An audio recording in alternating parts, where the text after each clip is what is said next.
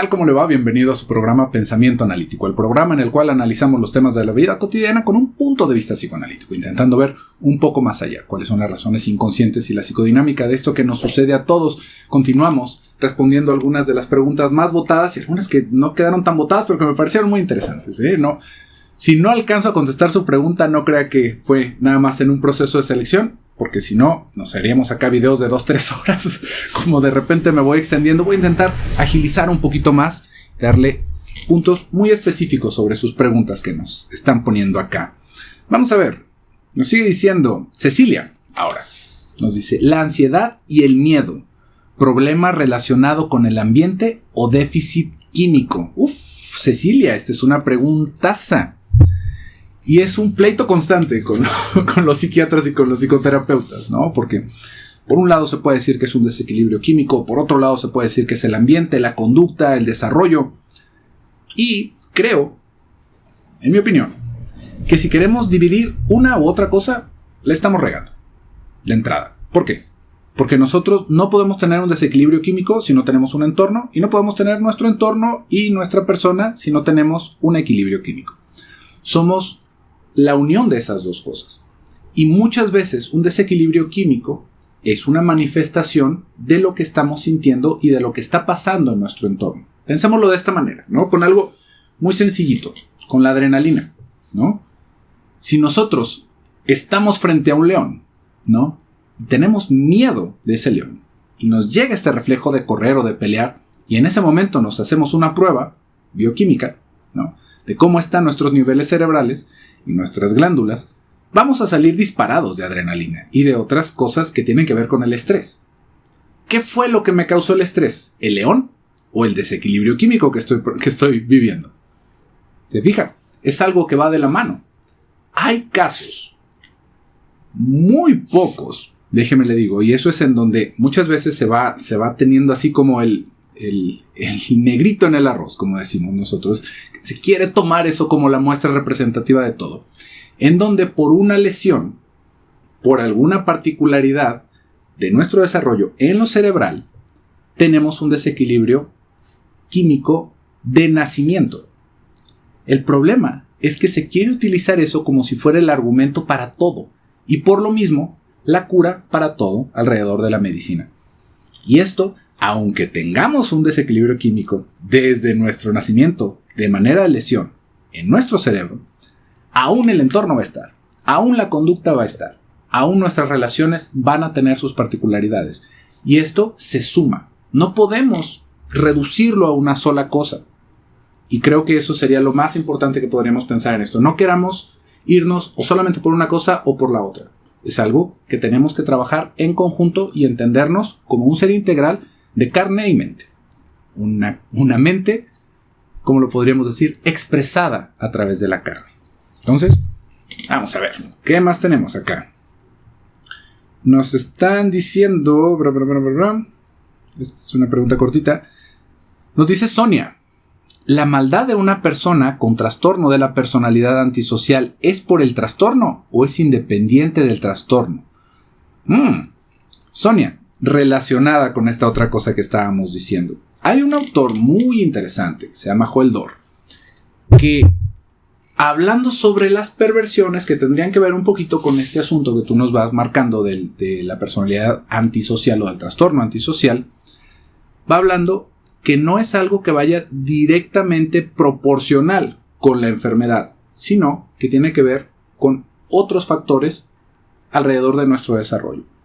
Podemos tener una persona que tenga un trastorno antisocial o, más bien, una estructura perversa y que no sea el terrible violador de niños o el asesino en serie.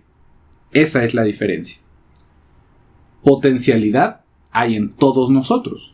Si estructuralmente nosotros vamos más cargados hacia brincarnos las trancas, hacia tener un pleito con la autoridad, hacia esa indiferenciación con los demás, la falta de empatía, por supuesto que tenemos mucho más fácil un camino de lastimar a los demás. Pero lo maligno que tú nos estás planteando aquí, que te recomiendo que busques a este autor, es bastante interesante su postura, no es algo que le podríamos atribuir específicamente a la estructura mental de las personas.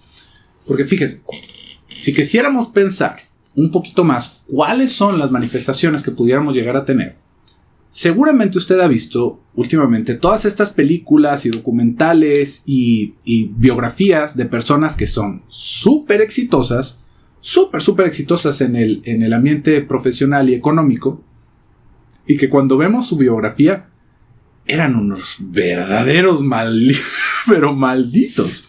Uno podría decir, caray, pero si se acaba viendo, bueno, el lobo de Wall Street, ¿no? Que ahorita está dando sus pláticas motivacionales después de haber robado a no sé cuántos ancianos. Fíjese nada más, ¿no? Cómo está todo eso. O la persona que tomó las franquicias de McDonald's, o algunos de los grandes magnates de la computación.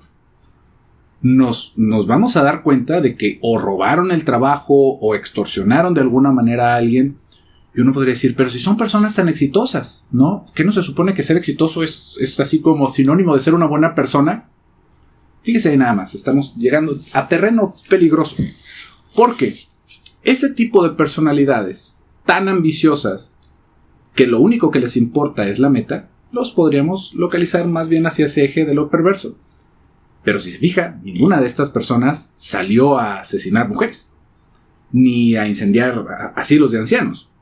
Sí, son personas que dentro de su propio eje moral se brincaron todas esas trancas, pero no entraba esa posibilidad de lastimar a los demás como quisiéramos pensarlo, ¿no? Como si muchas veces se va diciendo, y también de una manera muy, muy errónea, que cuando alguien es diagnosticado con una psicosis es una persona peligrosa, y no es así. Es otra vez, estamos hablando de una estructura que nos puede dar una cierta tendencia, pero que si se fija no es lo que está ocasionando eso, no es lo que nos da el resultado. De este lado, ahorita como estábamos hablando de esos magnates y lo demás, podríamos ver una persona bastante perversa, pero que no está matando a nadie, o que lo está haciendo de una manera socialmente aceptada. Si se fija, por ejemplo, estos magnates de las computadoras o de los tenis o de la moda, que luego nos enteramos que tienen sus fábricas en países en vías de desarrollo y están poniendo niños a trabajar a que hagan sus bolsas y sus tenis y sus teléfonos. Imagínense, ¿no? Qué corazón, qué tripas para poder tomar una decisión alrededor de eso, estar explotando criaturas. Pero no están matando a nadie, entonces no van a la cárcel y lo están haciendo de una manera. Si se fija, otra vez, la respuesta ahí va alrededor de que no es determinante. No es determinante qué tipo de estructura mental tengamos como para pensar sobre si alguien es maligno en relación a qué tanto daño puede hacer a los demás. Pero sí, hay algunas cosas que nos van empujando hacia esos caminos. Vamos a ver qué otras preguntas tenemos acá. Nos dice Irene, y esta es una pregunta que se iba juntando con otras, ¿no? Nos dice Irene, ¿por qué las personas persisten en hacer las mismas cosas aunque éstas no les generen resultados viables? Vamos a pensar un poquito en esto, Irene. Por ahí alguien también nos estaba diciendo que por qué seguía optando por comidas que le hacían daño o por relaciones que nos hacían daño. Si lo pensamos desde un encuadre psicoanalítico, esto que justamente es la intención del canal, ¿no? Poder intentar hablar sobre el inconsciente, que es algo que es inconsciente, no subconsciente, como a veces se va diciendo. Tendríamos que poder entender primero que nada que no todo en nosotros, no todo en nuestra conducta tiene que ver con la psicología de lo consciente, con nuestra conciencia y nuestra percepción de primera mano. Esto es algo que va abriendo un campo muy distinto de pensamiento, porque si se fija, si solamente pensamos en la psicología de lo consciente, es en donde vamos a tener ese campamento en donde nos dicen, es que no lo haces porque no quieres, porque no le echas ganas. Todas las personas podrían ser mejores, todas las personas podrían lograr sus metas si se lo proponen, y los escuchamos y otra vez, ¿no? Van los seminarios y van los cursos y van todas estas cosas para sacarnos más dinero en el dolor. Pero el problema principal con eso, aparte de lo perverso de estarnos vendiendo estas babosadas, es que se está dejando de lado que no todo es mi voluntad, no todo va alrededor de lo que yo decido conscientemente. Fíjese. Esto es una situación un poquito complicada de entender, pero pregúntese en las cosas tal vez más sonzas para poder ver algo interesante de nosotros. ¿Por qué le gusta el sabor de helado que le gusta a usted? Podría ser vainilla, podría ser chocolate, fresa, vaya usted a saber, ¿no? Y uno podría decir, bueno, es que me resulta muy agradable. Si pensamos en los helados, pues todos los helados están hechos para hacer un sabor agradable, ¿no? No hay ninguno que sepa a ceniza de cigarro, ¿no? Una cosa así. O a llantas, ¿no? Todas las cosas son frutas, son cosas dulces, aromáticas. Sin embargo, tenemos algunos que nos van gustando más y a veces uno en específico que siempre lo pedimos. ¿Por qué nos gustó eso? Nosotros no decidimos eso. En ningún momento fue, bueno, ¿cuál será el más conveniente? No, eso no sucedió.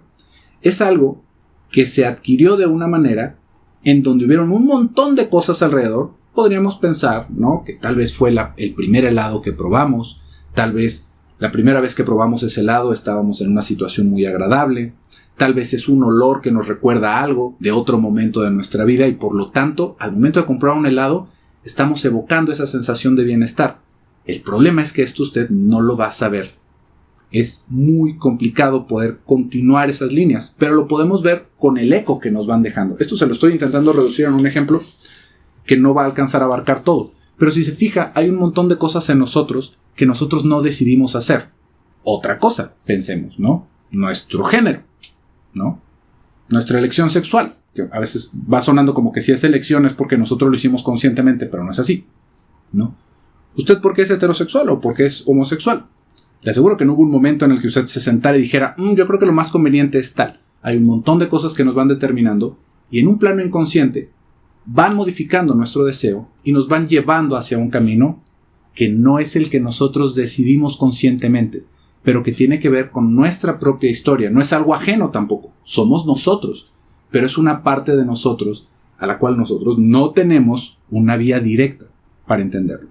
Entonces, ahí es en donde se vuelve esto como una paradoja, porque ¿por qué sigo haciendo estas cosas si no me salen? ¿No? Si no me están dando resultados. Hay muchísimos factores alrededor de esto que tienen que ver con ese deseo inconsciente. Por ejemplo, pensemos en esto. ¿Por qué me sigo juntando con personas que están casadas? No, imagínense con esto. Todos sabemos que eso es una de las peores empresas que podríamos emprender, ¿no? ¿Por qué? Pues porque de entrada hay otra persona que está ocupando, no me están dando mi lugar, me puedo meter en un problema legal, me puedo meter en un problema físico, ¿no? Si la otra persona toma cartas en el asunto, no es lo mejor. Sin embargo, yo me siento atraído o me siento atraída a personas que están casadas. ¿Por qué me sucede eso? No es porque no queramos conocer otro tipo de personas, sino que hay algo en nuestra historia que va definiendo esas partes de nosotros, que está fuera de nuestro alcance, y que muchas veces esa es la intención de estar en análisis, poder conectar ese tipo de cosas, entender nuestra historia y vivir de una manera distinta. Pero nos va determinando esa parte de nuestra historia. Ese es el asunto. Eso es lo inconsciente que nos acaba determinando. Cuando hago la presentación que parezco melolico, que es la psicodinámica de estas cosas que nos pasan a todos, es esto. Es poder entender cuáles son algunos de los factores que nos pueden ir determinando y entender desde nuestra propia historia. Esto intentando hacer un ejercicio acá a través de YouTube, ¿no? Pero esa es una de las razones, Irene. Vamos a ver. ¿Qué otras preguntas tenemos acá? Todavía tenemos tiempo. Nos está diciendo Erika, ¿cómo manejar con los hijos adolescentes y niños pequeños la novedad de binarios, etcétera, cuando se ven bombardeados con tanta información que no podemos evitar? Y aún, como parte de la generación millennial, no lo entiendo. Gracias, Erika. Muy bien, Erika. Creo que acá hay últimamente, y ni tan últimamente, ¿no? Ya tiene un buen rato esto. Pero está como toda una agenda, ya hasta en lo político, sobre los derechos civiles, que tiene que ver con abrir una puerta, ¿no? O la posibilidad de aceptar distintas identidades que tienen que ver con lo sexual, porque se tiene esta idea de que hablar de hombre o mujer es algo heteronormativo, es la palabra que se utiliza, ¿no? Es como que o se es o no se es. Y todo lo que salga de ahí está fuera de la norma y se entiende como una enfermedad. Esto tiene una historia bastante larga y muy complicada, que difícilmente vamos a poder exponer ahorita en estos momentitos que tenemos. Pero, ¿cómo le hacemos nosotros como padres? ¿No? Porque pues, definitivamente que estamos buscando que nuestros hijos sean tolerantes, sean inclusivos, pero hay muchas de estas cosas que a nosotros nos pueden sonar muy mal, ¿no? Nos pueden sonar como que tienen un interés distinto, como que tienen jiribilla, como decimos acá en México, ¿no? Y como que pueden llegarle a hacer daño a nuestros hijos, ¿no? Ahí hay que entender algo bien importante. La información que viene de fuera, de la casa, que tiene que ver con todo esto sobre la identidad, no tiene ni cercanamente el mismo peso que lo que nosotros vamos actuando en casa. Podemos tener 1,000,000 de anuncios, ¿no? En donde estamos bombardeados de todos los mensajes que usted guste, pero en casa lo que realmente va determinando a los niños es nuestro deseo que tenemos para con ellos. Voy a ponerle un ejemplo con esto. Por ejemplo, había una idea por ahí que estaba como tomando fuerza en algún momento que decía, fíjese nada más, que a los niños no se les debería de poner nombre, porque el nombre te va determinando como hombre o como mujer, y que entonces la alternativa era que cuando el niño creciera, él mismo fuera teniendo su nombre y por lo mismo pudiera decidir sobre su género. Esto es una cosa que va más allá de lo que podríamos esperar de un desarrollo saludable, ¿no? ¿Por qué? Porque cuando somos niños nos estamos estructurando. Cuando somos niños, si no tenemos un nombre, imagínense nada más el impacto que tiene eso en la capacidad de asumirnos como sujetos, de hablarnos entre nosotros de entrada, ¿no? Y de ver qué es lo que estoy viviendo yo, cuál es el equilibrio en la casa en la que yo estoy viviendo. Pero fíjese nada más ahí por esto. Se lo estoy diciendo justamente con esta intención. A quien le suena eso una buena idea, no fue porque lo leyó en una revista, ni tampoco fue porque lo escuchó en la tele con algún artista famoso, sino porque algo en esa persona resonó con esa idea. Y aunque no lo hubiera escuchado afuera, la crianza de esos niños va a tener sus particularidades y que por supuesto van a tener sus consecuencias, ¿no? El problema acá es que nosotros llegamos a pensar que si lo escuchan en la tele los niños lo van a tomar por moda. No funciona de esa manera, ¿no? Es el mismo argumento que se va utilizando muchas veces de que los videojuegos hacen violentos a los niños. No funciona de esa manera. En algún momento lo platicaremos más a fondo. Pero los niños que tienen impulsos violentos, que por lo general son todos, gustan de esos juegos. Los juegos son una fantasía. No estamos matando a nadie. Estamos imaginando. Estamos jugando a hacer las cosas. Es una enorme diferencia entre hacer e imaginar. Ya desde ahí. Los niños que tienen impulsos más fuertes sobre la violencia van a buscar juegos que tengan que ver con eso, pero no es que los estén haciendo más violentos. Esos niños ya tienen una violencia que no se está pudiendo enfocar en ningún otro lado, que a veces se puede ubicar en un juego y eso tiene un efecto terapéutico hasta cierto punto, pero no es que eso lo esté haciendo. De la misma manera, cuando estamos hablando sobre todo esto alrededor de los géneros y de los pronombres y de lo demás, no porque el niño lo escuche en un lado, va a cambiar su manera de pensar. Creo ahí que hay algo muy importante que tendríamos que pensar y principalmente con la empatía con los demás, porque como le digo es un tema muy complejo en donde ya se han metido un montón de aspectos más bien políticos y de poder y que van descarrilando muchas veces la primera intención, y es que todos nosotros deberíamos de tener la libertad de expresarnos y de tener un lugar en el mundo, seamos quien seamos. Eso es inmutable. Nos queramos pintar del color que nos queramos pintar, en la bandera en la que nos queramos parar. Como personas debemos de tener el derecho de podernos expresar. Eso es algo que deberíamos de tener muy en cuenta cuando estamos hablando con nuestros niños. Porque fíjese cómo podemos entrar en esto. Oye mamá, ¿por qué ese hombre trae tacones, no? Pues porque eso no es de Dios y porque es un enfermo y por lo que le está pasando. Porque el hombre se siente cómodo con tacones. ¿Cuál es el problema en eso? ¿No? ¿Y por qué se siente cómodo? La verdad es que no lo sé, hijo, ¿no? Ha de ser algo de su historia, pero él se debe de sentir bien porque pues si no saldría hacia la calle, me parece, ¿no? Y los niños lo van a voltear a ver y lo van a ver raro, por supuesto, ¿no? ¿Por qué? Pues porque en su casa no lo han visto y porque los niños son muy curiosos, pero eso no es una cuestión de discriminación.